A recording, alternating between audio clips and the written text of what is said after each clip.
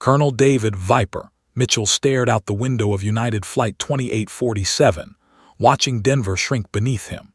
At 68, his hand still bore the calluses of a fighter pilot, 23 years flying F-15s and F-16s, training the Air Force's deadliest pilots. The scars on his knuckles told stories of ejections, hard landings, and one particularly brutal engagement over Baghdad where he'd brought his crippled aircraft home on fumes and prayers. Today, those warrior hands just gripped a paper coffee cup from the terminal Starbucks. His daughter's words from breakfast echoed in his mind. "Dad, you miss it, don't you? The flying." He'd lied and said no, but the truth gnawed at him like it had every day for the past 6 years since they'd forced him into retirement. Too old, they said. Reflexes slowing, they said. Time to let the young guns take over. They'd given him a medal, a handshake, and a pension. What they'd taken was his purpose. Mitchell shifted in seat 12C, his knees cramped in the economy legroom that felt like a cage after the spacious cockpits of fighters. Around him, ordinary people lived ordinary lives. The businessman in 12B typed frantically on his laptop, probably chasing some quarterly report. Across the aisle, a young mother struggled with a fussy toddler. Behind him, teenagers laughed at videos on their phones, oblivious to the miracle of flight. They had no idea they were hurtling through the air at 500 miles per hour in an aluminum tube, held aloft by nothing but physics and the skill of 2 pilots they'd never see. Mitchell knew. He felt every vibration of the engines, recognized the subtle pitch change as the aircraft climbed through 25,000 feet. Flying was in his DNA, coded into every cell. You could take the pilot out of the cockpit, but you couldn't take the cockpit out of the pilot. In the flight deck, he refused to call it a cockpit for commercial jets. That word was reserved for fighters. Captain Michael Reynolds joked with First Officer Sarah Chen about his upcoming retirement cruise. Reynolds was 56, silver-haired, with the easy confidence of a man who'd logged 18,000 flight hours without a single incident. 43 days, Sarah. Then it's margaritas on the beach and golf every afternoon, Reynolds said, adjusting the autopilot with practiced ease. You know what I'm looking forward to most? Not having to do these dawn patrols. My body clock is permanently stuck on 6 a.m. departures. Sarah Chen laughed. At 28, she was everything the new generation of pilots represented: sharp, tech-savvy, trained on simulators so realistic you could smell the jet fuel. She'd graduated top of her class from flight school, earned her commercial license at 23, and made first officer at a major airline before most of her peers. But for all her skill, she'd only been in the left seat for 9 months. Reynolds was her mentor, her safety net, her insurance policy against the million things that could go wrong at 30,000 feet. 43 days, she echoed, scanning the instruments. You've been counting since January. Damn right I have. Reynolds reached for his coffee, a large black, no sugar, the same order he'd been drinking for 28 years. This job's been good to me, Sarah, but there comes a time when... His sentence died. The styrofoam cup slipped from his fingers as if his hand had suddenly forgotten how to grip. Coffee arced through the air in slow motion, spraying across the instrument panel in dark droplets. Reynolds' left arm went limp, dangling at his side like a broken wing. Mike, Sarah's voice was casual at first, still half expecting a joke. Mike, you okay?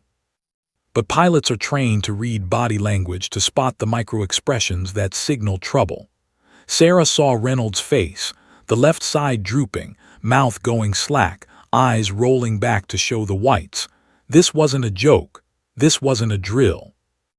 Mike, she lunged across the center console, grabbing his shoulder.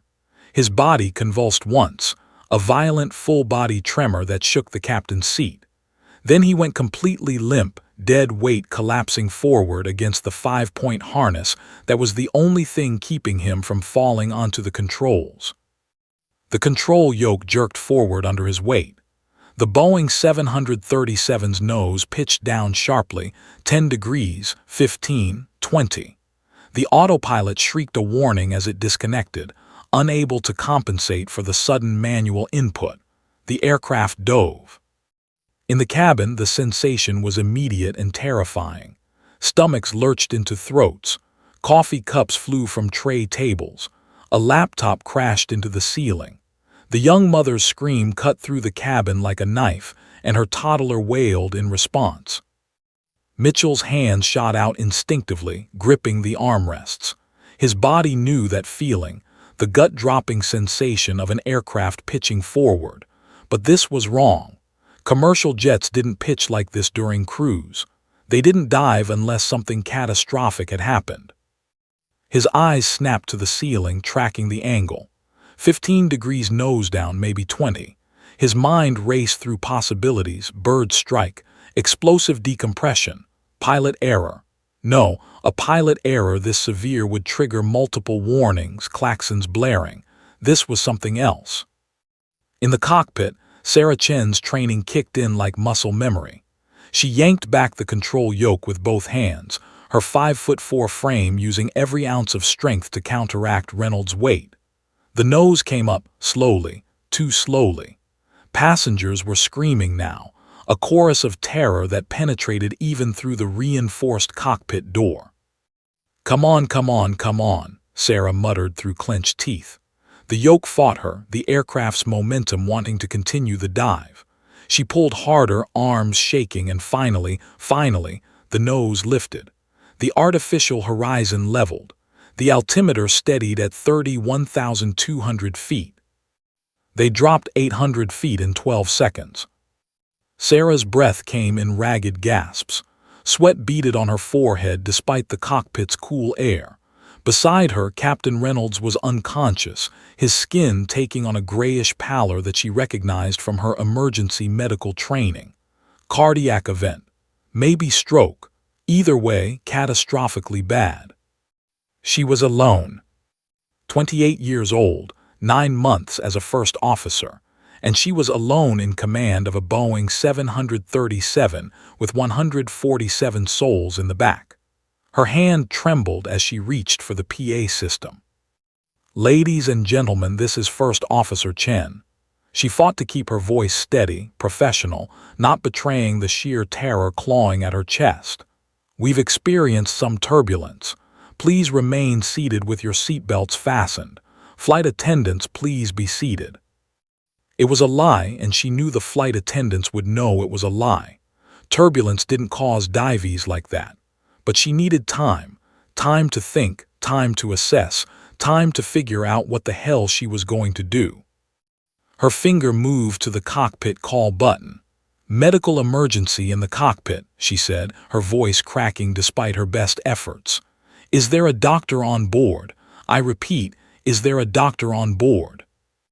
In seat 12C, Colonel David Mitchell was already unbuckling his seatbelt.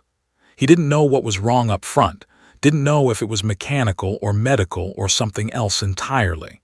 But he knew one thing with absolute certainty. That young first officer's voice carried the edge of panic, and panic at 32,000 feet killed people. His fighter pilot instincts, dormant for 6 years, roared back to life like afterburners igniting. Mitchell stood, his tall frame unfolding from the cramped seat. Around him, passengers were crying, praying, calling loved ones. They thought they were going to die. Not on his watch. He moved toward the front of the aircraft, every sense heightened, every nerve firing. He didn't know yet that the next 15 minutes would test him in ways combat never had.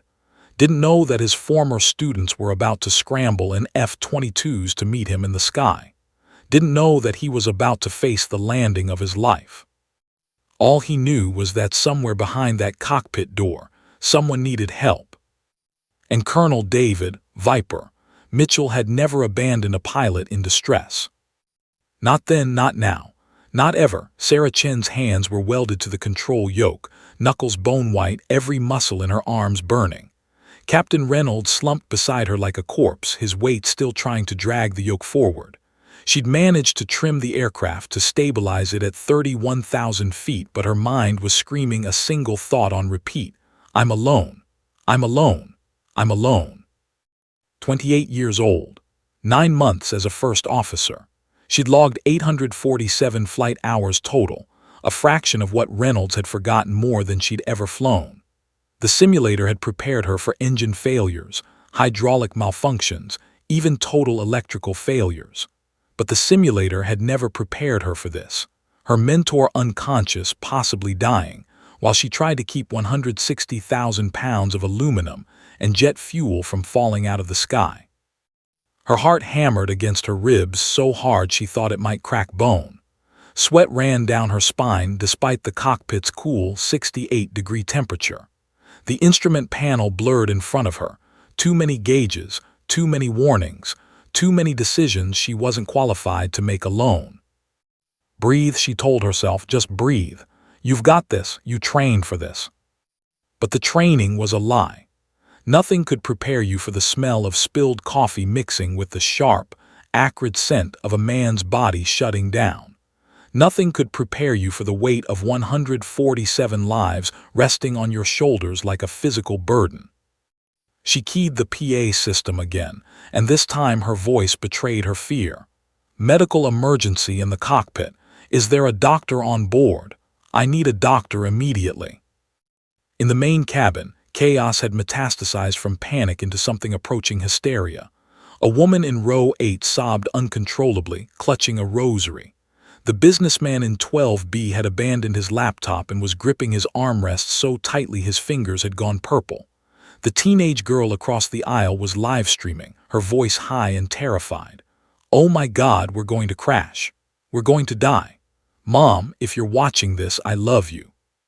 Flight attendant Jessica Rodriguez had been serving beverages in first class when the dive happened.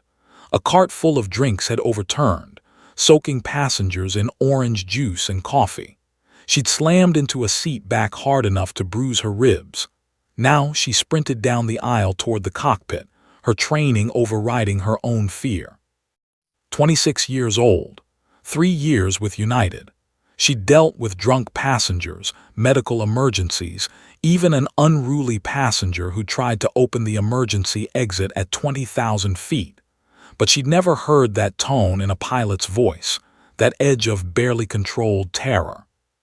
Behind Jessica, a man stood up from seat 12C tall, gray-haired, with shoulders that hadn't bowed despite his age. His face was carved from granite, expression unreadable. He moved with purpose, not the stumbling panic of other passengers.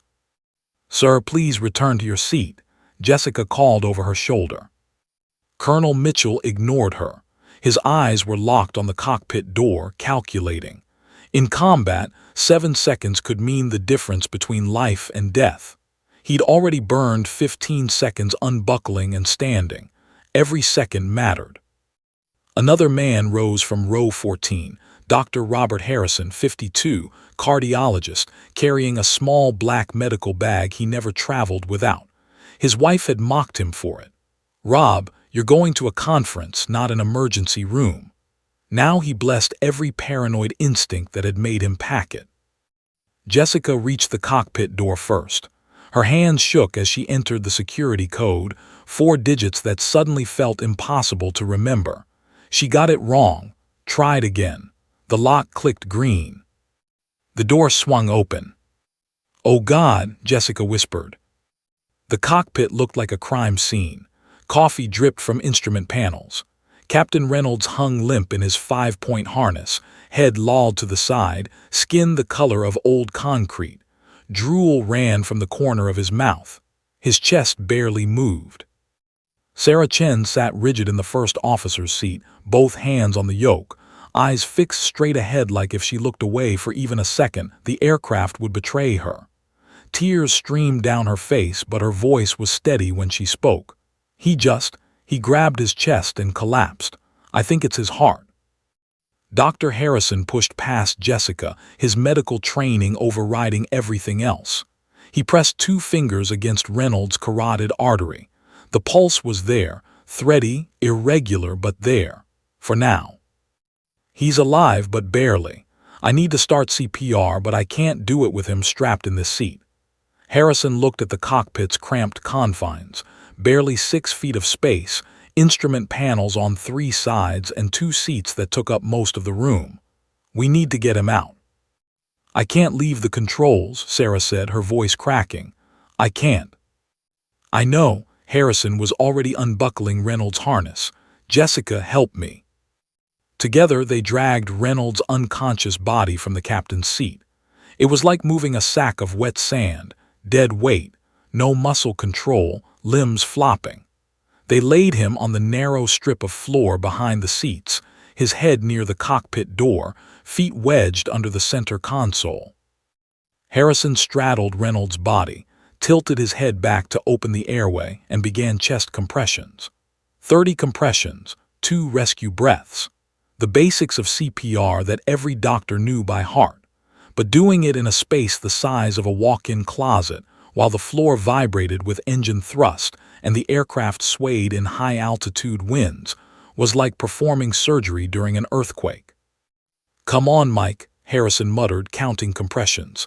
"Don't you die on me, not today."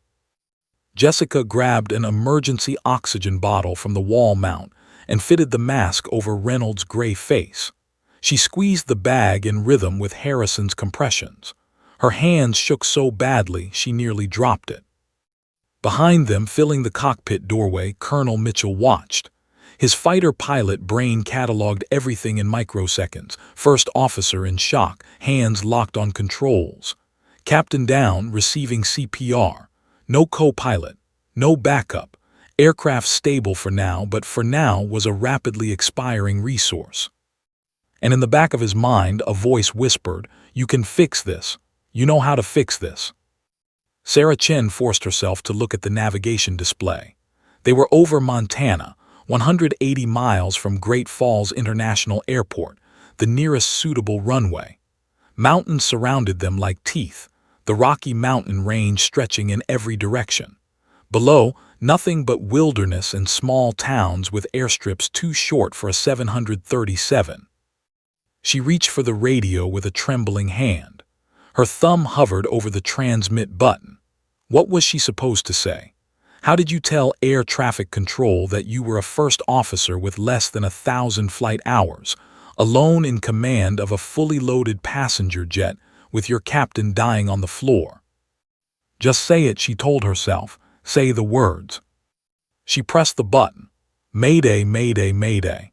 Seattle Center, United 2847, declaring an emergency. Captain is incapacitated. Requesting immediate assistance and emergency landing clearance. The response came within 3 seconds. Air traffic controller Marcus Webb's voice was calm, professional, but Sarah heard the underlying tension. United 2847, Seattle Center copies your mayday. Say nature of emergency and souls on board. Seattle 2847, we have 147 souls on board. Captain has suffered what appears to be a cardiac event. He's unconscious, receiving CPR. I am alone in the cockpit. Her voice broke on the last word. I need help. Silence on the radio. 2 seconds, 5. Sarah's heart sank. Were they abandoning her? Had she said something wrong? Then Webb's voice came back, and it was different now, harder, focused. United 2847, we copy. Nearest suitable airport is Great Falls International, bearing 315, distance 180 miles. Runway 21 is 7,500 feet. We're clearing all traffic. You are priority 1. Copy Great Falls. Sarah's hands moved across the panel, adjusting the autopilot heading. Seattle, I need to advise. I've never landed a 737 alone. I need. She stopped. What did she need? A miracle, a time machine to go back and train for this exact scenario. Her instructor's voice from flight school echoed in her memory. The aircraft doesn't care about your feelings. It only responds to your inputs. Fly the plane. Seattle, requesting any assistance you can provide. United 2847, stand by. In Seattle Center's control room, Marcus Webb was already on another line, calling Malmstrom Air Force Base. I need fighters. Now. Commercial aircraft, pilot down, first officer requesting assistance. She's barely out of training. Back in the cockpit, Dr. Harrison's arms burned from compressions. Sweat poured down his face. "I've got a pulse," he shouted. "Weak, but it's there." Reynolds' chest rose and fell on its own shallow breaths. His eyelids fluttered but didn't open. Harrison sat back on his heels, gasping. He's alive, for now. But he's had a massive myocardial infarction. He needs a hospital, soon.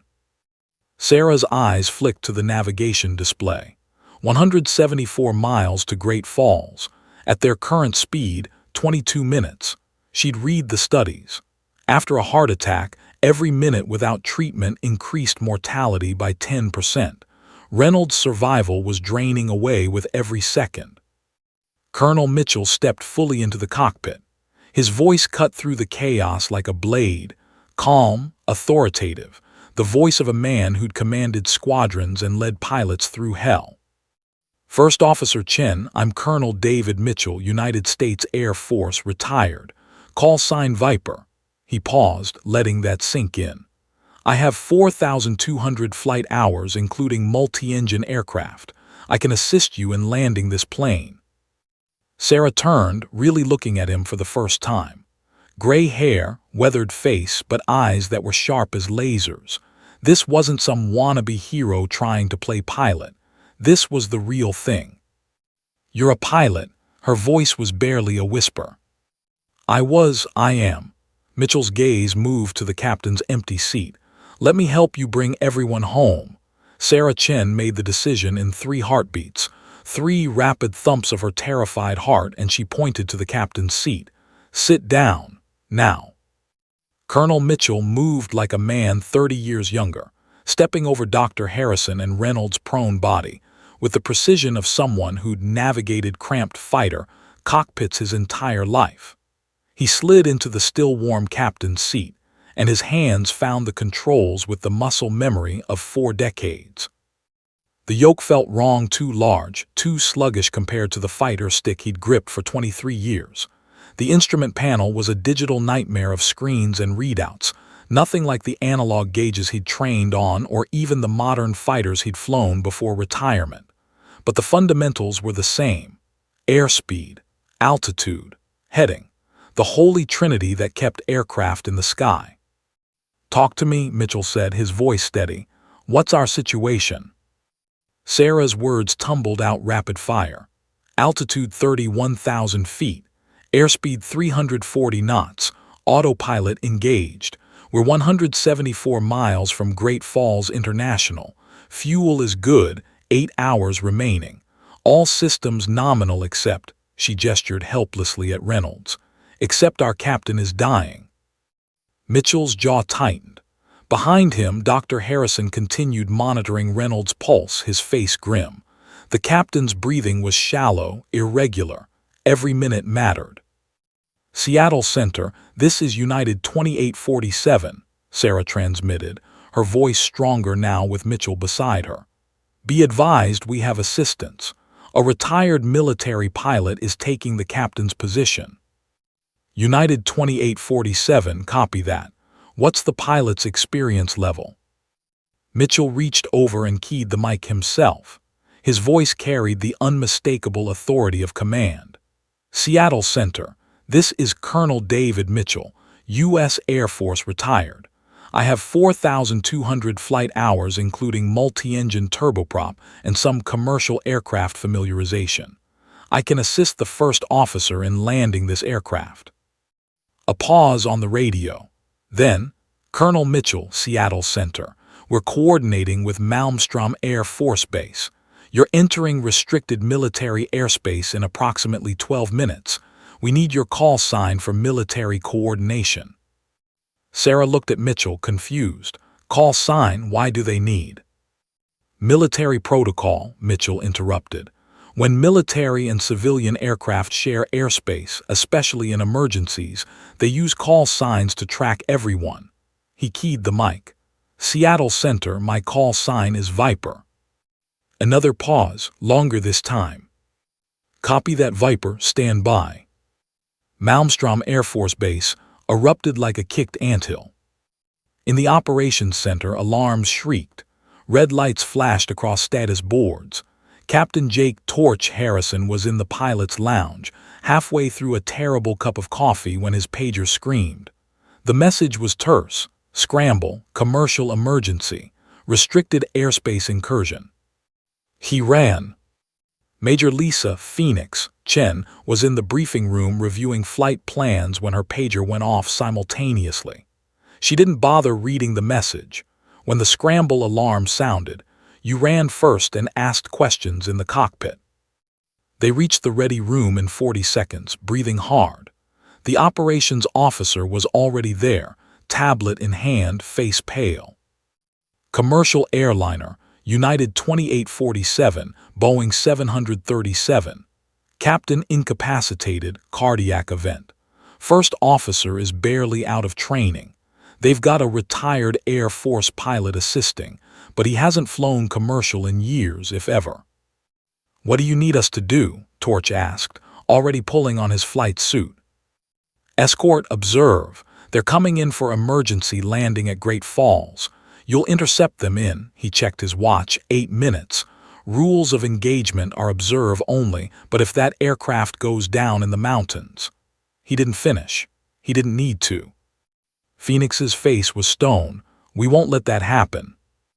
They were in their F-22 Raptors in 90 seconds, running through pre-flight checks at speeds that would have made their instructors scream. Torch's hands flew across switches and buttons, his heartbeat steady despite the adrenaline. Beside him in the adjacent fighter, Phoenix was doing the same. "Raptor flight, you are cleared for immediate takeoff. Climb to 32,000 feet, vector 135. Target is United 2847, squawking emergency." "Raptor lead copies," Torch responded, shoving the throttle forward. The F-22's twin engines screamed to life. Afterburners ignited, painting the Montana sky orange. The fighter leaped off the runway like a scalded cat, going vertical, climbing at angles that would have blacked out civilian pilots. Phoenix followed 3 seconds later, her F-22 tucking into formation like they were glued together by invisible wire. They punched through 20,000 feet in 90 seconds. At 30,000 feet, Torch leveled off and activated his radar. The Boeing 737 appeared on his screen immediately, a fat, slow-moving blip compared to the nimble fighter.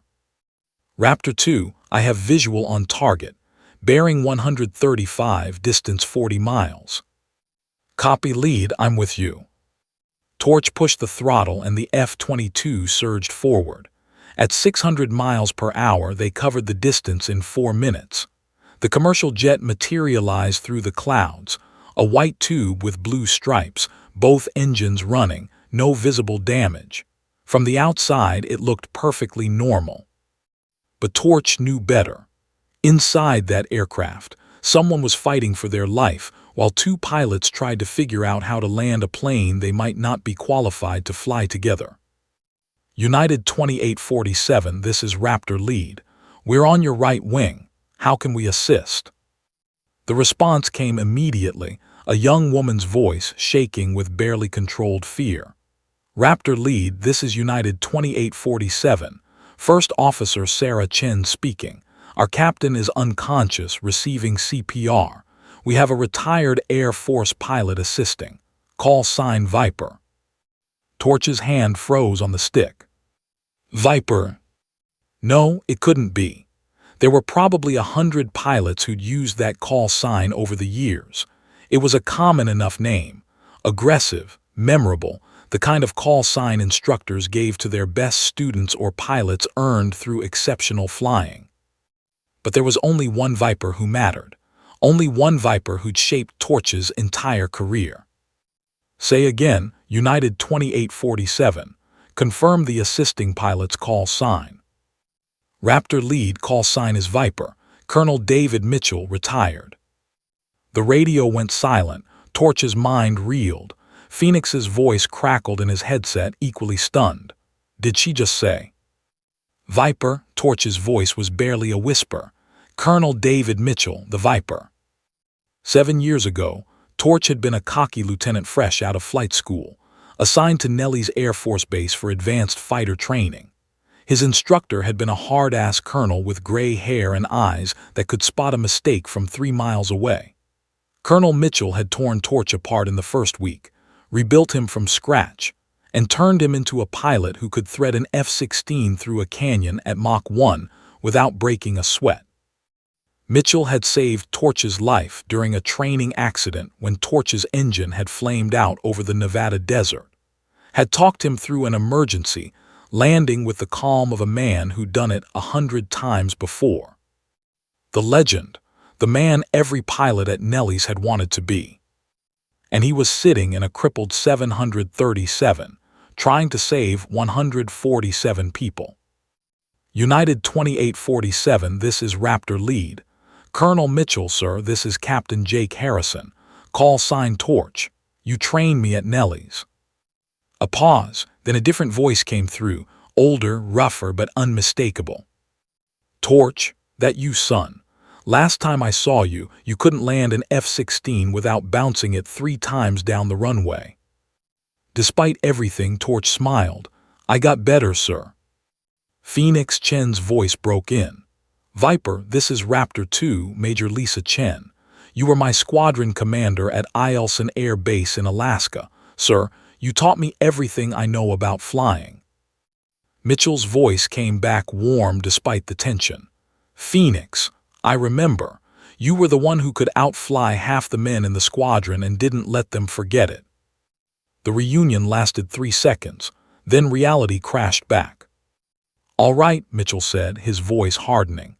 Torch, Phoenix, I need approach data. It's been 6 years since I've flown anything, and I've never landed a 737. Talk me through this.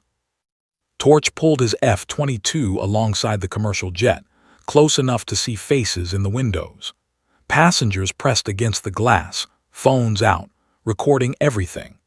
Inside that tube were 147 people who had no idea their survival depended on a 68-year-old retired fighter pilot and 2 of his former students. Sir, Torch said, we're going to get you home, all of you. I promise. Colonel Mitchell's hands rested on the yoke, feeling the subtle vibrations of the aircraft through his palms. 6 years. 6 years since he'd felt this. The connection between man and machine, the responsibility of lives in his hands, the razor's edge between control and catastrophe.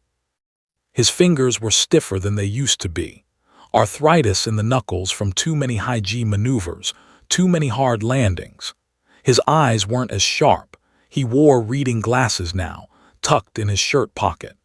His reflexes had slowed by milliseconds that might not matter on the ground but could mean everything at 200 feet with the runway rushing up. You're too old for this, a voice whispered in his head. They were right to retire you. Mitchell silenced that voice with the same iron discipline he'd used to silence fear during combat missions. Age was just a number. Experience was what counted. And he had more experience in crisis situations than most pilots would accumulate in 3 lifetimes. Sarah, he said quietly, I need you to walk me through the 737 systems. I'm familiar with the basics, but I need to know the specifics. Talk to me like I'm a student pilot. Sarah Chen blinked, surprised. Here was a man who'd flown combat missions, who trained some of the Air Force's best pilots, and he was asking her, barely 9 months in the seat, to teach him. Okay, she said, her voice steadying. The autopilot is engaged. We're using VNAV for vertical navigation, LNAV for lateral. The flight management computer is handling the routing to Great Falls. We're currently at 31,000 feet, speed 340 knots. Too fast, Mitchell interrupted. We need to start thinking about descent profile. What's the optimal descent rate for a 737? Typically 1,500 to 2,000 feet per minute at this altitude, Sarah responded automatically. But we're still 168 miles out. We don't need to descend for another. Wrong. Mitchell's voice was firm but not unkind. Your captain is dying. Every second we delay is a second closer to losing him. We need to get on the ground fast but controlled. I want to start descent now, maintain speed, and get us into Great Falls airspace with enough altitude to maneuver if something goes wrong."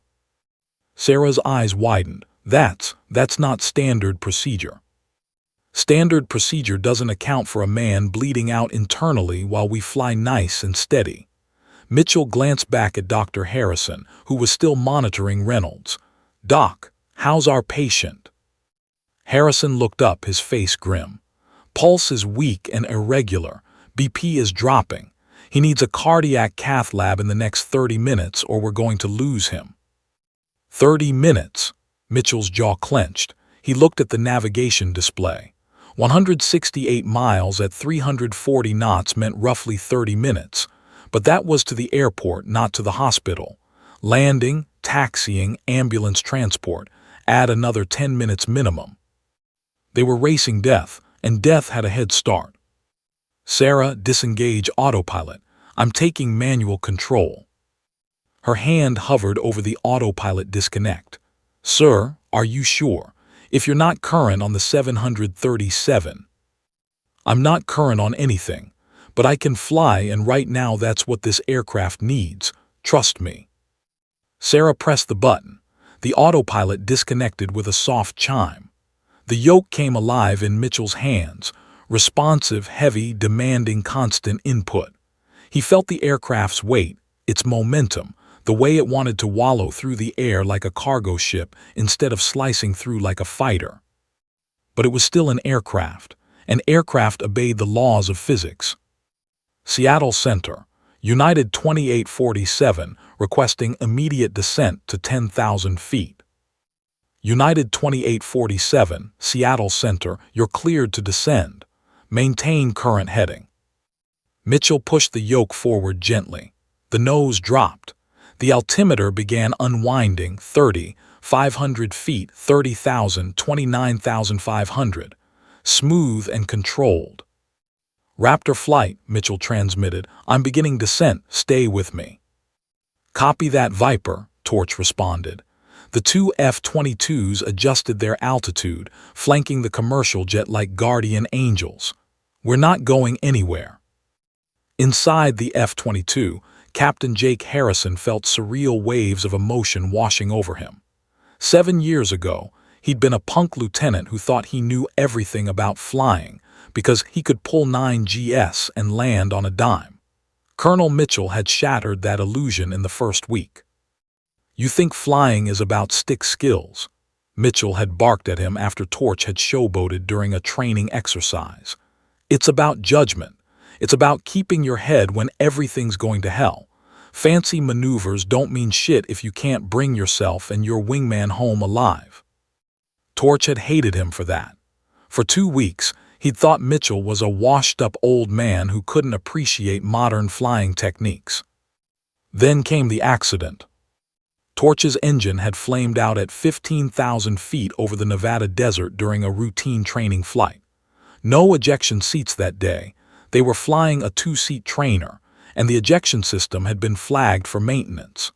Mitchell, flying chase in another aircraft, had talked Torch through the deadstick landing with a calm that had been almost supernatural. "Airspeed is life, Torch. Don't try to stretch the glide. Pick your spot and commit. The aircraft will forgive you if you're honest with it." Torch had landed that crippled jet on a desert access road, missing power lines by 15 feet. He'd walked away without a scratch. And he'd never forgotten the lesson. Skill got you into the air, but judgment got you home. Now his teacher needed him. "Viper, this is Torch. Great Falls weather is deteriorating. Winds are 290 at 25, gusting to 35. Ceiling is dropping 4,000 feet and falling. Visibility 3 miles in light rain."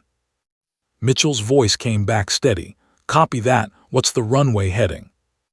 "Runway 21. Heading 210 degrees. Length 7,500 feet, width 150. Plenty of room." Mitchell paused.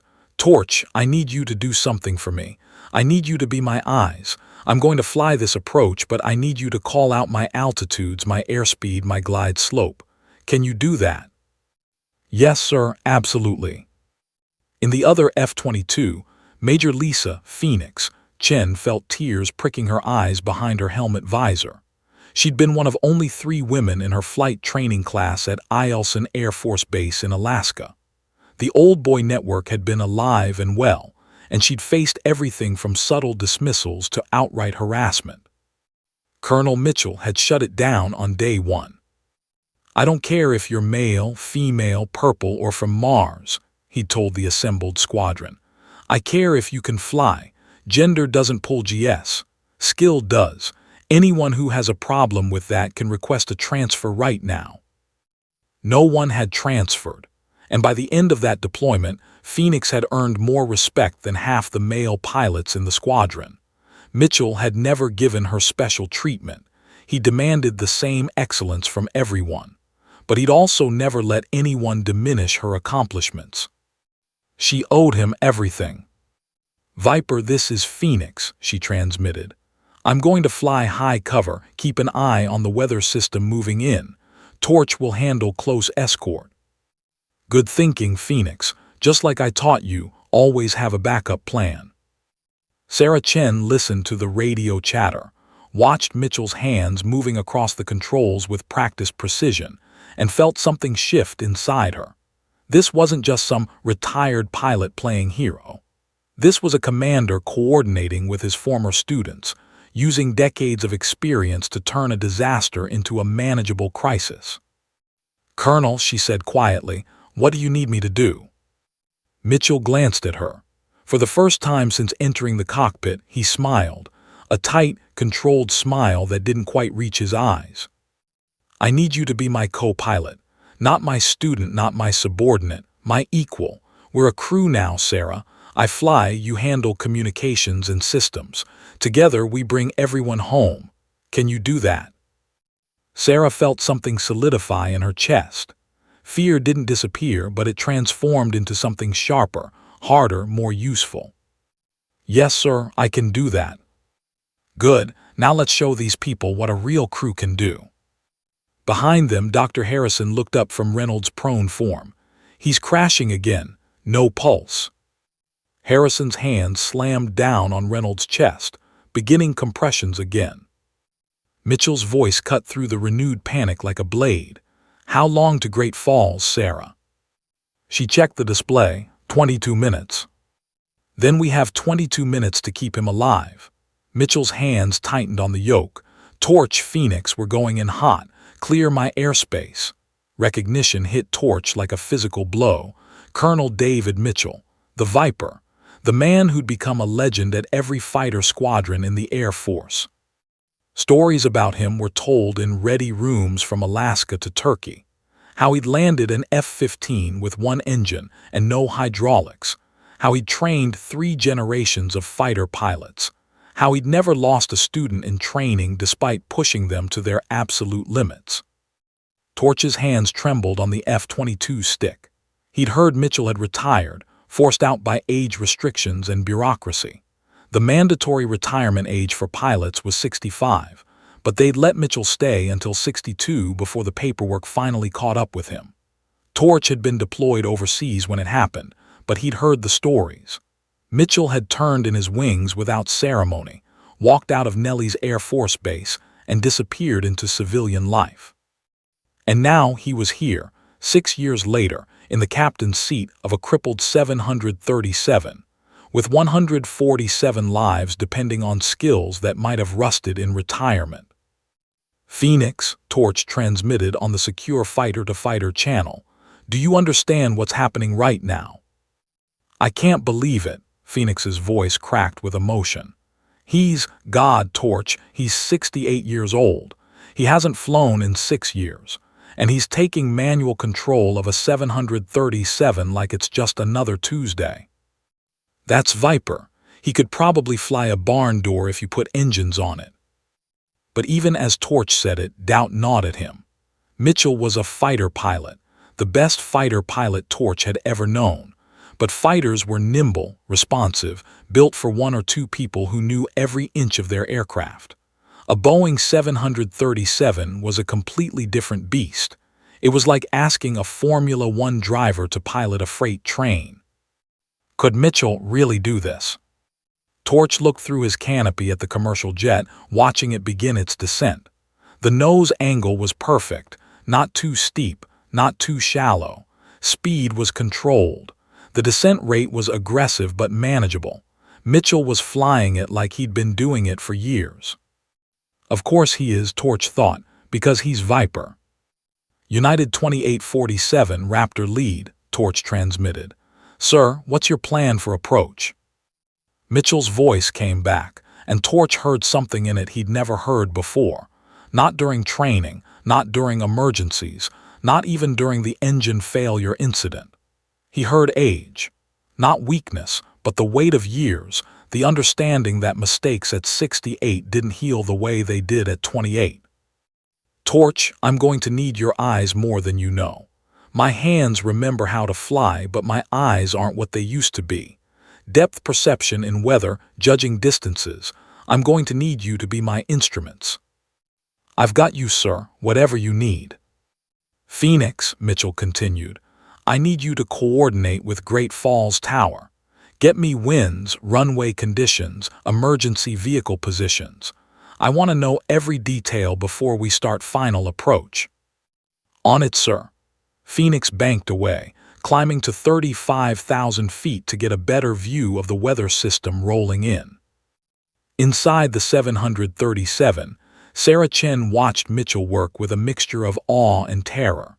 His hands moved across the controls with the confidence of experience, but she saw the small signs, the way he squinted at the instruments, the slight tremor in his fingers when he adjusted the throttle, the reading glasses he'd pulled from his pocket to check a warning light. This wasn't a man in his prime.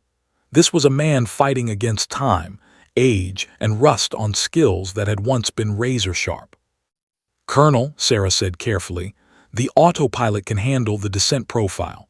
You don't have to fly it manually. Mitchell shook his head. Autopilot is a tool, not a crutch. Right now, I need to feel this aircraft. I need to know how she responds, how she handles, what her personality is. Every aircraft is different, Sarah. You can't learn that from a computer. Behind them, Dr. Harrison's voice cut through. I've got a rhythm again. He's stabilizing. How long will it last? Mitchell asked without taking his eyes off the instruments. I don't know. Could be 5 minutes, could be 5 seconds. His heart is damaged. Every beat is a gamble. Mitchell's jaw clenched. Then we don't have time to play it safe. Sarah, give me the numbers for a high-speed descent. Colonel, that's dangerous in these conditions. Everything about this situation is dangerous. Mitchell's voice sharpened, then softened. I know what I'm asking, but that man behind us doesn't have time for a gentle descent. Talk me through it. Sarah pulled up the performance charts on her display. Maximum descent rate at current weight is 3,000 feet per minute.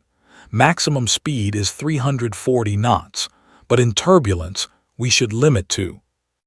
I didn't ask for the safe numbers. I asked for the numbers. Sarah swallowed hard. 4,000 feet per minute descent rate, 360 knots maximum. But Colonel, if we hit wind shear at that speed. I've flown through worse. Give me those numbers. Viper, this is Torch. The F-22 pilot's voice carried warning. Sir, I'm reading weather radar. There's a cell moving into your approach path. Moderate to severe turbulence below 15,000 feet. Mitchell was quiet for 3 seconds. Calculations ran through his mind. Descent rate, time to touchdown, Reynolds survival odds, weather windows. Every variable was a knife's edge. Torch, what's the cell's movement? East to west, about 25 knots. It'll clear your approach path in approximately 18 minutes. 18 minutes. They were 20 minutes from the airport. If they slowed the descent, played it safe, waited for the weather to clear, Reynolds would almost certainly die. If they punched through the weather at high speed, They risked catastrophic structural failure or losing control. Sarah watched Mitchell's face. She saw the weight of command settling on his shoulders like a physical burden. This was the moment, the decision that would define everything that followed. "Phoenix," Mitchell transmitted, "what do you see from up high?" Phoenix's voice came back analytical, professional. "Sir, the cell is isolated. Duration approximately 8 minutes of moderate turbulence. There's a gap opening on the north side. If you offset your approach by 5 miles, you might miss the worst of it." "Might." 70% probability. Mitchell nodded, though Phoenix couldn't see it. 70%. In combat, those were good odds. In commercial aviation with 147 passengers, those odds were a gamble. But Reynolds didn't have 18 minutes. "Sarah, recalculate the approach. 5-mile offset to the north. Maintain current descent rate." "Colonel, that puts us—" Sarah checked the navigation display and her face went white. "That puts us in the mountains. We don't have terrain clearance." "We will if we're high enough when we make the turn. Trust the math." Sarah's hands flew across the flight management computer, entering the new coordinates. Numbers scrolled across her display. Minimum safe altitude for the offset approach was 12,000 feet. They'd be at 14,000 when they hit that point. 2,000 feet of clearance between them, and granite peaks. In perfect conditions, that was comfortable. In deteriorating weather with gusty winds, it was threading a needle while riding a roller coaster. "Torch Phoenix," Mitchell transmitted, "we're offsetting north. I need you to be my eyes on the mountains. Call out terrain clearance every 30 seconds. "Roger that, Viper," Torch responded. Then on the private channel to Phoenix, "Is he insane?" "No," Phoenix said quietly. "He's doing what needs to be done, just like he taught us." Mitchell pushed the yoke forward slightly, increasing the descent rate. The altimeter unwound faster, 28,000 feet, 26,000, 24,000. The aircraft shuddered as they hit the first wisps of weather. In seat 23B, a passenger gripped his armrests. "Are we supposed to be going down this fast?" No one answered, because no one knew. "Viper," Torch called out, his voice tight, "you're at 22,000 feet. Terrain clearance 9,000 feet. You're in the envelope." "Copy." 20,000 feet. Clearance 7,500 feet. The turbulence hit like a fist. The Boeing 737 bucked like a wild animal trying to throw its rider. The first jolt threw Sarah Chen against her shoulder harness hard enough to knock the breath from her lungs. Coffee cups that had been wedged into holders flew across the cockpit. Behind them, Dr. Harrison slammed into the bulkhead, nearly losing his grip on Reynolds' unconscious form. "Jesus," Sarah gasped. Mitchell's hands clamped on the yoke like a vice. His arms absorbed the violent movements, making constant micro-adjustments to keep the wings level. This was different from fighter turbulence. In an F-15, you punch through weather at 600 knots and it was over in seconds. In a 737, you wallowed through it like a ship in a storm, every buffet trying to flip you over. "Torch, talk to me," Mitchell barked. "What am I flying into?" In the F-22, Torch's eyes were locked on his weather radar. The display showed angry reds and oranges blooming across the screen like blood in water. "Viper, you're hitting the leading edge. Cell is building. I'm reading updrafts of 2,000 feet per minute, downdrafts of 1,500. It's going to get worse before it gets better." "How much worse?" "A lot worse, sir." The next jolt hit harder. The 737 dropped 200 feet in 2 seconds, then shot up 150 feet as an updraft caught it. Passengers screamed. Overhead bins popped open, raining luggage and coats. A laptop flew down the aisle like a missile, smashing into a seat back. In the cockpit, warning alarms shrieked. "Terrain, terrain, pull up, pull up." "That's the mountain proximity warning," Sarah shouted over the cacophony. "We're too close to terrain." Mitchell's eyes flicked to the altimeter, 16,000 feet and descending through severe turbulence. The navigation display showed the jagged peaks of the Rockies reaching up like claws. Some peaks exceeded 11,000 feet. In clear weather, 5,000 feet of separation would be comfortable. In this soup, with visibility dropping to near zero, it was suicide. "Phoenix, what's my clearance?" Mitchell's voice was ice. "Viper, you're at 15,500 feet. Nearest peak is at 10,800 feet. Clearance 4,700 feet. But sir, winds are gusting if you get pushed off course." "I won't." Mitchell's hands made constant corrections, feeling the aircraft through the yoke. Every gust tried to shove them sideways. Every updraft and downdraft tried to throw them into a stall or overspeed. But Mitchell had flown through Iraqi anti-aircraft fire, through thunderstorms over the Atlantic, through conditions that would have grounded civilian pilots for a week. This was just another day in hell. "Sarah, I need you to watch my airspeed. If I drop below 280 knots, call it out immediately. If I go above 360, same thing." 280 to 360, got it. Sarah's eyes locked on the airspeed indicator. Her voice shook but stayed functional. "Current speed 295 knots. Another brutal series of jolts hammered the aircraft. The yoke tried to rip itself out of Mitchell's hands. His shoulder screamed in protest, the old injury from an ejection in 2004 that had required surgery and months of physical therapy. He was too old for this. His body wasn't built for this kind of punishment anymore. But Reynolds was dying, and 147 passengers were praying to gods they'd forgotten in their normal lives. So Mitchell held on. "Viper, you're at 14,000 feet, Torch called out, his voice tight with tension. "Clearance 3,200 feet. Sir, you need to level off." "Negative, we keep descending." "Colonel, I'm reading wind shear. You could lose 500 feet in seconds." "Then I'll gain it back, trust me, Torch." In the F-22, Captain Harrison felt his heart hammering. This was insane. Mitchell was threading a 737 through a gap in the mountains during a storm, descending at rates that violated every safety protocol, gambling that his 68-year-old reflexes were still sharp enough to catch the aircraft if it fell.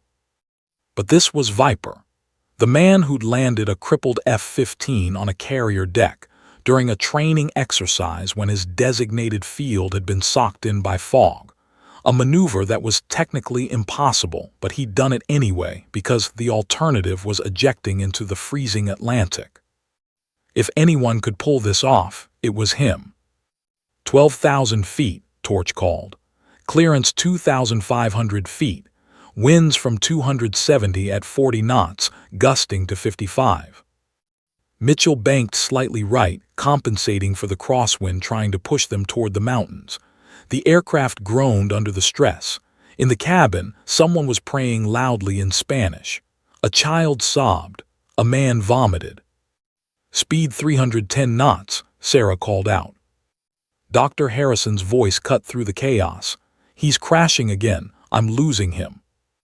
Mitchell didn't look back. Couldn't look back.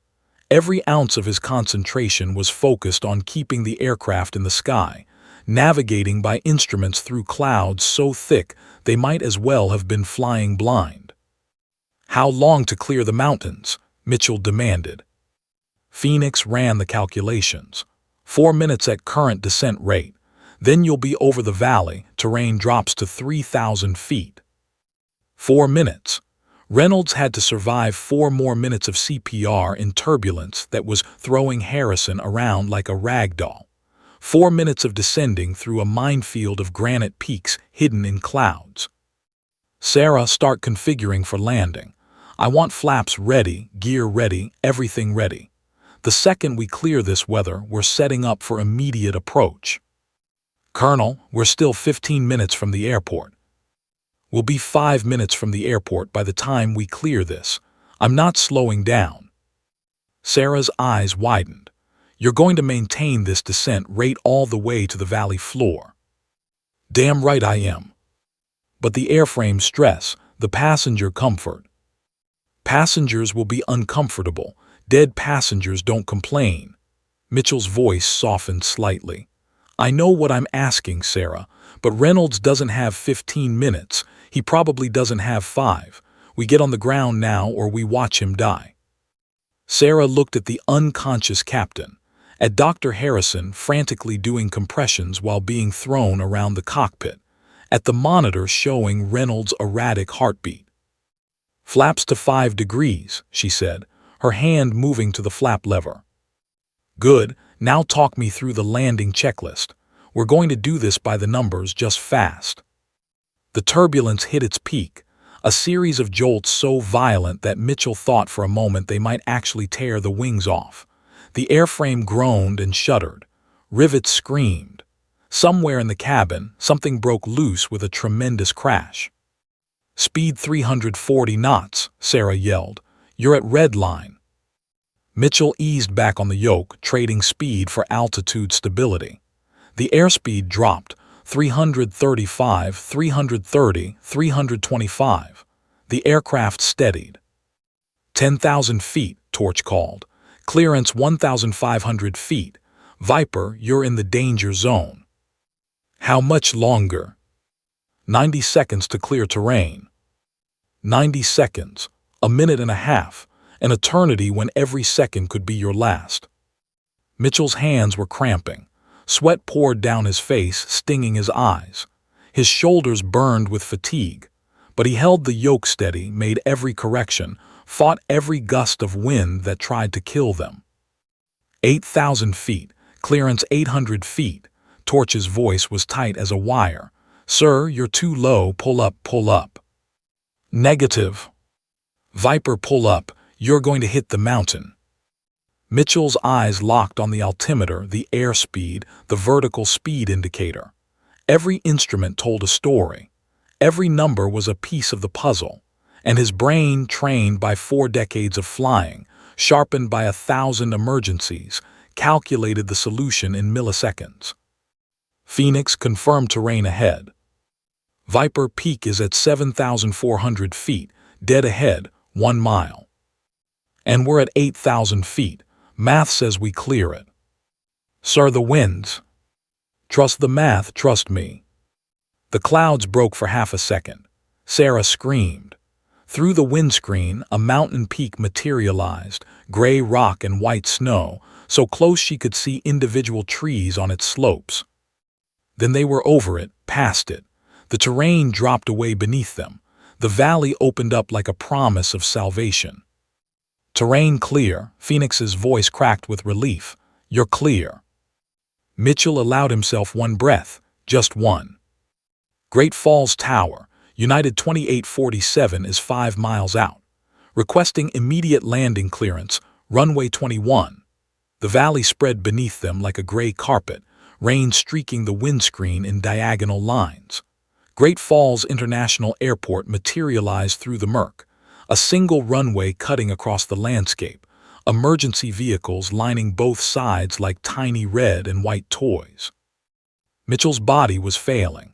His hands cramped around the yoke, fingers locked in a death grip that sent jolts of pain up his forearms.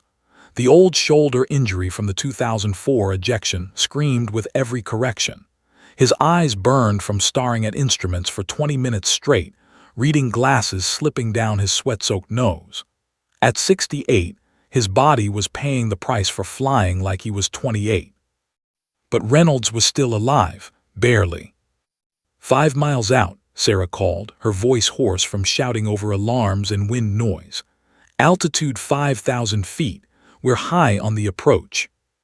I know, Mitchell's voice was gravel. I'm carrying extra altitude in case we need to go around. Torch, what's the wind? In the F-22, Captain Harrison's eyes were locked on his instruments. Winds 290 at 30, gusting to 45. You've got a direct crosswind on runway 21. It's going to try to push you sideways on final. I've landed in worse. Sir, not in a 737. Mitchell's jaw clenched. Torch was right. Fighter jets were built for crosswind landings, low to the ground, nimble, with landing gear designed to take lateral loads. A 737 was a bus with wings. Get the approach angle wrong, and 160,000 pounds of aluminum would skid sideways down the runway like a hockey puck. "Phoenix, you still up there?" Major Chen's voice came back instantly. "Right above you, sir. I've got visual on the runway. Emergency crews are in position. Ambulance is staged at the north taxiway." "Good, Sarah, give me final landing configuration. Flaps 30, gear down." Sarah's hand moved to the flap lever, extending the wing flaps to increase lift and drag. The aircraft's nose pitched up slightly as the aerodynamics changed. Then she reached for the gear lever, pulling it down with a solid chunk. 3 green lights illuminated on the panel. "Gear down and locked," Sarah confirmed. The drag from the landing gear and flaps slowed the aircraft. Mitchell adjusted the throttle, feeling the engines respond. The Boeing was sluggish now, wallowing through the air like a barge. Every control input took time to register, time to take effect. There was no snap response like in a fighter. 3 miles, Sarah called. Altitude 3,000 feet, speed 180 knots. Behind them, Dr. Harrison's voice was desperate. "I'm losing him. He's not responding." Mitchell forced himself not to look back. Looking back meant taking his eyes off the approach.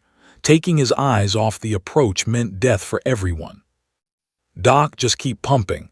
Keep him alive for 2 more minutes." "I don't think he has 2 minutes." "Then make him have it." The runway appeared through the rain, a gray ribbon 7,500 feet long and 150 feet wide. In clear weather, it would look massive. In this storm, with visibility at 3 miles and rain hammering the windscreen, it looked like a postage stamp. 2 miles, altitude 2,000 feet. Sarah's voice was shaking again. "Colonel, you're still high." "I know." Mitchell's eyes flicked between the instruments and the runway. The approach was textbook: stay high until the last possible moment, then drop it in. It gave you options if something went wrong, but it also required precision timing. "Viper, this is Torch. You're 500 feet above glide slope, if you don't start down now." "I've got it." Mitchell pulled the throttles back. The engine spooled down with a descending whine. The nose dropped. The runway grew larger in the windscreen, expanding like a target in a bomb sight. 1 mile, altitude 1,200 feet, speed 170 knots. A massive gust hit them from the left, a 45-knot wall of wind that tried to flip the aircraft on its side. Mitchell slammed the right rudder pedal, countering with aileron input, his hands and feet working in coordination that was pure muscle memory. The aircraft shuddered but held course. "Jesus," Sarah gasped. In the cabin, passengers who'd been praying were now screaming. Luggage that had been secured came loose again. A flight attendant was thrown against the galley, crying out in pain. Half mile, altitude 600 feet. The runway lights blazed through the rain, white edge lights, red threshold lights, the precision approach path indicators showing they were still slightly high. Mitchell's world narrowed to a tunnel. Nothing existed except the runway, the instruments, and the feel of the aircraft through his hands. This was the moment. This was what 4 decades of flying had prepared him for. 400 feet. Another gust hammered them. The aircraft dropped 50 feet in a second. The ground proximity warning screamed, "Sink rate, sink rate." Mitchell shoved the throttles forward. The engines roared. The descent slowed. 300 feet, speed 165 knots. "Torch, talk to me." Mitchell's voice was steady despite everything. "You're on centerline, altitude perfect. Airspeed good, sir, you're threading the needle." 200 feet. Sarah's hands gripped her armrests so hard her knuckles were white. This was it. They were committed. Too low to go around. Too close to do anything but land or crash. 100 feet. Mitchell saw the touchdown zone markers, the thick white stripes painted 1,000 feet down the runway. That's where he needed to set the wheels down. Not before, not after. Right there. His instructor's voice from 45 years ago whispered in his memory, "Feel the plane. Let it tell you when it's ready." 50 feet. The runway rushed up. Mitchell eased the throttles to idle, pulled back gently on the yoke, flaring the nose up. The main landing gear dropped toward the concrete. 30 feet. "Phoenix torch," Mitchell transmitted, his voice barely a whisper. "If this goes wrong, tell my daughter I went out flying." "Sir." 20 feet. Time slowed. Mitchell saw everything in crystalline detail, raindrops on the windscreen, the white painted numbers 21 rushing beneath them, Sarah's terrified face in his peripheral vision, the reflection of emergency lights in the wet concrete. 10 feet. "Come on, baby. Gentle now, just like I taught you." The main wheels kissed the runway with a screech of rubber on concrete. Not hard, not soft, perfect. The nose gear followed a second later with a solid thump. Mitchell deployed the spoilers, stood on the brakes, threw the engines into full reverse thrust. The 737 shuddered and slowed, the reversers screaming as they redirected engine power forward. The runway numbers counted down, 6,000 feet remaining, 5,000, 4,000, 3,000. At 1,200 feet from the end of the runway, United Flight 2847 stopped rolling. For 3 seconds, there was only the sound of rain hammering the fuselage and the whine of spooling engines. Then the cockpit exploded with sound. Sarah Chen buried her face in her hands, her whole body shaking with sobs. Emergency vehicles roared toward them, sirens wailing. Over the radio, Torch and Phoenix were shouting, celebration, relief, disbelief all mixed together. And behind them, Dr. Harrison's voice cut through it all. "I've got a pulse, steady pulse, he's alive." Colonel David Mitchell sat back in the captain's seat, hands finally releasing the yoke. They shook uncontrollably, adrenaline, exhaustion, age, all of it hitting at once. His shoulders screamed. His eyes burned. Every muscle in his body felt like it had been through a meat grinder. But 147 passengers were alive. Reynolds was alive. Sarah was alive. He'd brought them home. Mitchell keyed the radio one last time, his voice barely audible. "Tower, United 2847 is safely on the ground." "Copy that, United 2847. The controller's voice cracked with emotion. "Welcome home, Viper. Welcome home." Emergency vehicles converged on United 2847 like sharks on blood. Paramedics stormed the aircraft before the engines had fully spooled down, their boots thundering up the jet bridge. Dr. Harrison met them at the cockpit door, his shirt soaked with sweat and Reynolds' blood from where an IV had pulled loose during the turbulence. "Male 56, massive myocardial infarction," Harrison rattled off in the clinical shorthand of emergency medicine. "He's been in and out of cardiac arrest for 23 minutes. Current rhythm is sinus but weak. BP 80 over 50. He needs a cath lab now." The paramedics had Reynolds on a gurney in 45 seconds, oxygen mask over his gray face, portable monitors beeping erratically. They rushed him down the aisle while passengers pressed themselves against their seats to let them pass. A woman reached out and touched the gurney as it went by, whispering a prayer. At the aircraft door, the lead paramedic turned back. "Who kept him alive?" Dr. Harrison pointed at the cockpit. "The pilots. They got us down in half the normal time. That's the only reason he's still breathing." Mitchell remained in the captain's seat, unable to move. His hands wouldn't release the yoke. His fingers had locked in position, cramped so badly that straightening them sent white-hot pain shooting up his arms. Sarah had to physically pry his right hand free, finger by finger.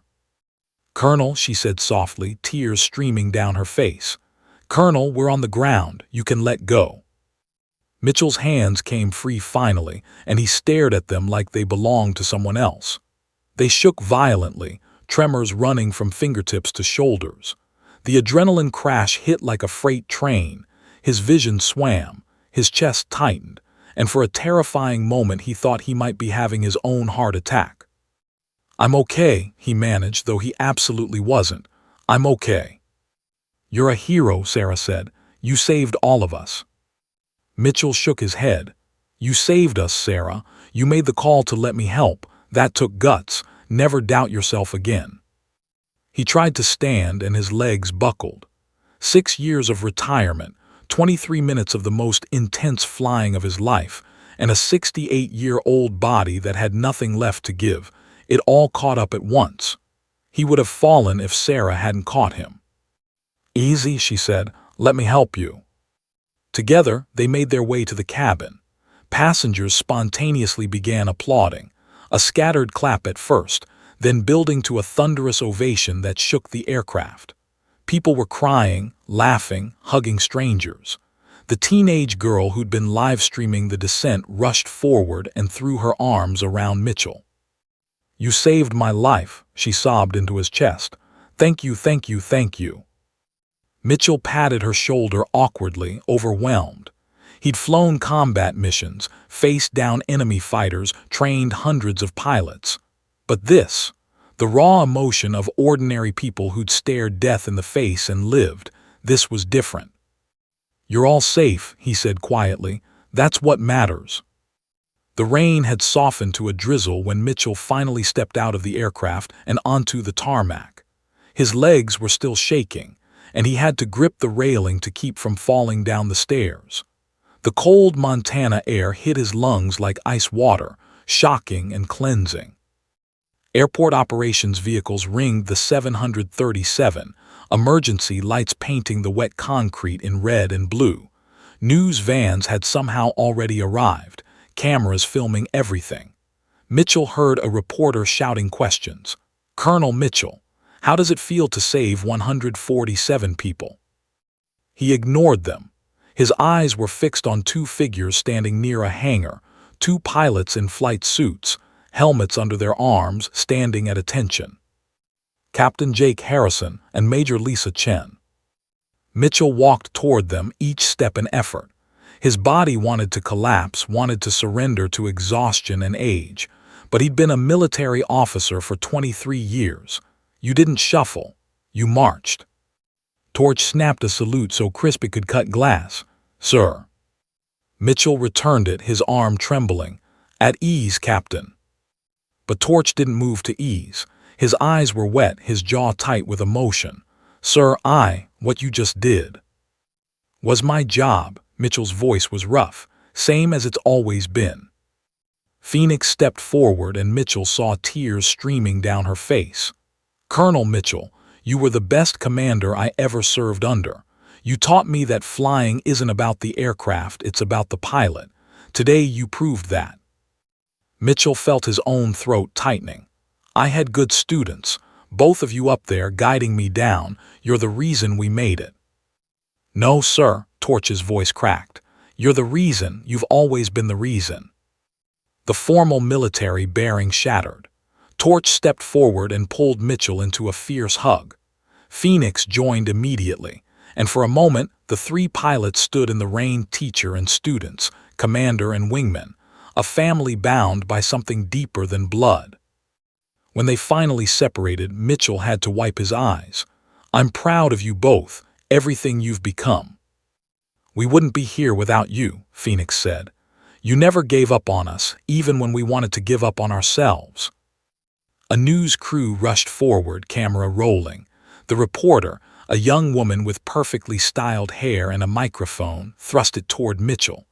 "Colonel Mitchell, the whole world is watching. Your landing has already gone viral. Millions of people have seen you bring that plane down through a storm. How does it feel to be a hero?" Mitchell looked at the camera, then at Sarah Chen standing near the aircraft, then at the 147 passengers now disembarking, mothers holding children, businessmen calling loved ones, people kissing the ground. "I'm not a hero," he said quietly. Heroes are the first responders who rush to help, the doctor who kept Captain Reynolds alive, First Officer Chen who made the hardest decision of her career, my former students who guided me through a landing I wasn't sure I could make. He paused. I'm just a pilot who did what any pilot would do. But Colonel, you haven't flown in 6 years. A pilot never stops being a pilot. Mitchell's voice firmed. You can ground us, retire us, take away our wings, but you can't take away what we are. Flying isn't a job, it's who we are. The footage would be on every news channel within the hour. By evening, it would have 50 million views. The image of the silver-haired colonel, soaked with rain and sweat, standing between two F-22 pilots who looked at him like he'd hung the moon, it became iconic. Captain Reynolds survived. 3 days later, after triple bypass surgery at Great Falls Regional Medical Center, he opened his eyes to find his wife holding his hand and Dr. Harrison standing at the foot of his bed. You died twice, Harrison told him. Technically, you were dead for a combined total of 4 minutes, but a stubborn first officer and a crazy old fighter pilot wouldn't let you stay that way. Reynolds' voice was a whisper, Mitchell. Landed the plane like he'd been doing it his whole life. You picked a hell of a time to take a nap, Mike. 2 weeks later, Reynolds sent Mitchell a bottle of 40-year-old Macallan Scotch with a note written in shaky handwriting. For the man who gave me tomorrow. You didn't just save my life. You saved my chance to meet my granddaughter who was born 3 days ago. I owe you everything. Fly safe, Viper.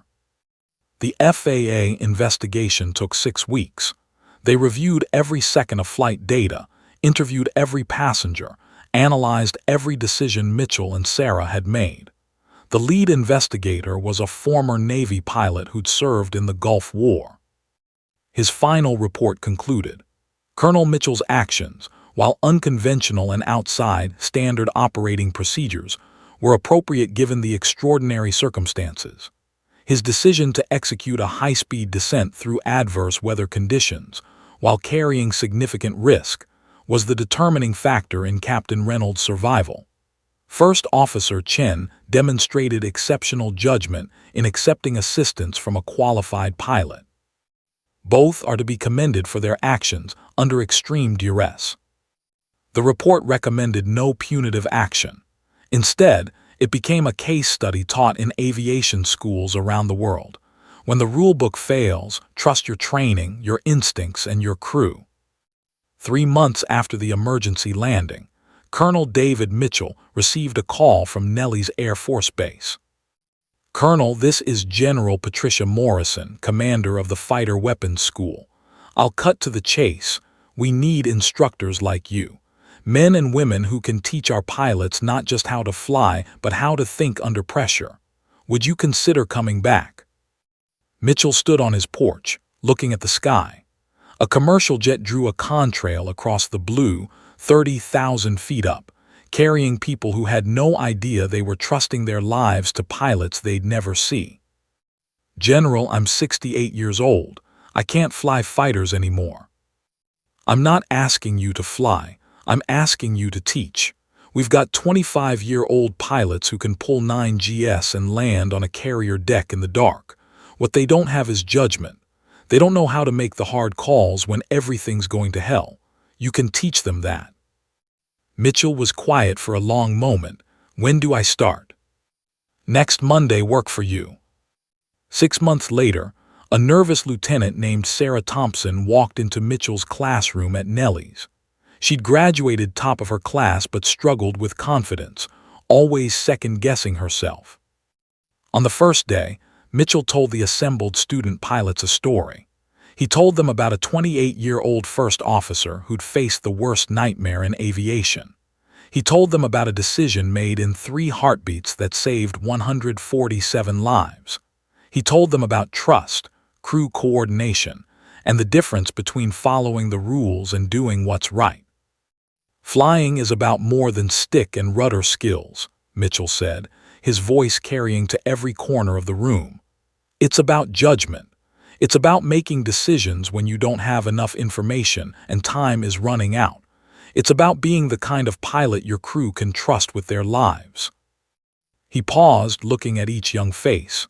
You'll face moments in your career when everything goes wrong, when the rules don't cover what's happening, when you have to decide in seconds whether to play it safe or push the edge. Those moments define you, not as pilots, as human beings. Lieutenant Thompson raised her hand. Sir, how do you know when to break the rules? Mitchell smiled. You don't break the rules, you transcend them. You understand them so deeply that you know when they serve you and when you need to trust something deeper, your training, your instincts, your humanity. After class, Thompson approached him. Sir, that story about the First Officer Chen, what happened to her? Last I heard, she made captain, youngest in her airline's history. Turned out that when you trust someone to help save 147 lives, it tends to build confidence. He paused. She sends me a card every year on the anniversary. Thanks me for believing in her. Truth is, I should thank her for believing in herself.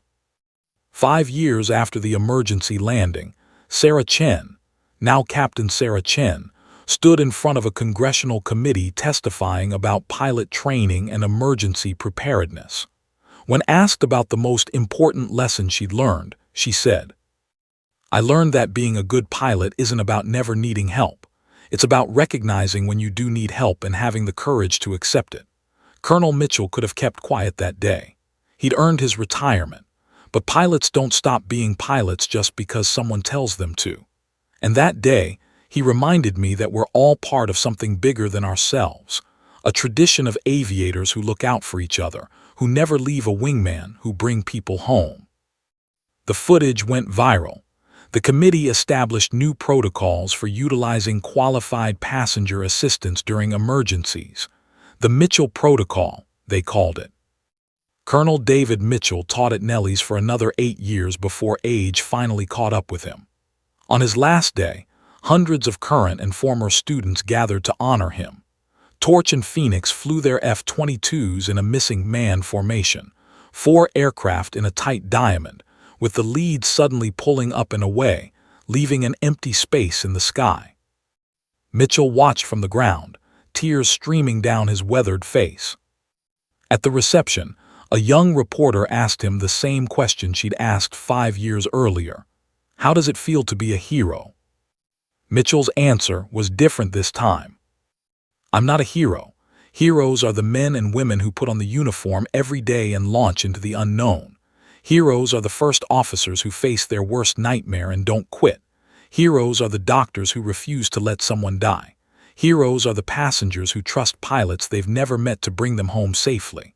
He paused, looking at the sky where the jets had disappeared. I'm just a pilot who remembered what I was taught a long time ago. A landing is just a controlled crash. Make it gentle enough that everyone walks away. And never, ever forget, the sky might be unforgiving, but it's also where legends are made. He looked at the young pilots gathered around him. The next generation, eager and hungry and ready to prove themselves. The greatest honor of my life wasn't landing that plane, Mitchell said quietly. It was teaching people like you to be better than I ever was. That's the real legacy, not what I did, what you'll do. Colonel David Viper Mitchell passed away peacefully in his sleep at age 84. His funeral was attended by over 1,000 people, generals and privates, airline captains and flight attendants, and one teenage girl who'd live-streamed a near-death experience and never forgot the old man who'd saved her life. Torch and Phoenix, both generals now, delivered the eulogy. He taught us that flying is more than a skill, Torch said, his voice steady despite the tears. It's a calling, a responsibility, a sacred trust between pilot and passenger, between wingman and leader, between teacher and student. He taught us to be better than we thought possible, and then he proved it by being exactly that when the world needed him most. At Arlington National Cemetery, they buried him with full military honors. 7 F-22s flew overhead in missing man formation. The lead aircraft pulled up and away, climbing toward the sun, leaving an empty space that could never be filled. but in ready rooms across the world, in cockpits at 30,000 feet, in classrooms where young pilots learn their craft, the lessons remain. A pilot never stops being a pilot. Trust your training, trust your crew, trust yourself. Make it gentle enough that everyone walks away.